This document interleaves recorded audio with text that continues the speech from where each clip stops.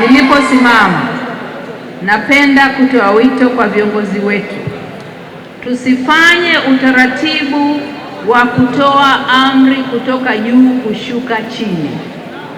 Utaratibu na uongozi mzuri lazima uanzie chini. Yale tunayoyapata kutoka kwenye mashina, kutoka kwenye matawi, ndiyo yatapanda juu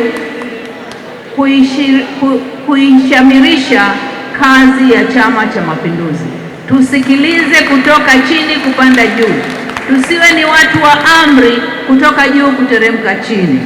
Na hiyo ni kazi yetu, wanachama wote wa CCM, viongozi wetu mlioko kwenye mashina, mimi katibu mkuu, pamoja na viongozi wote wa secretariat.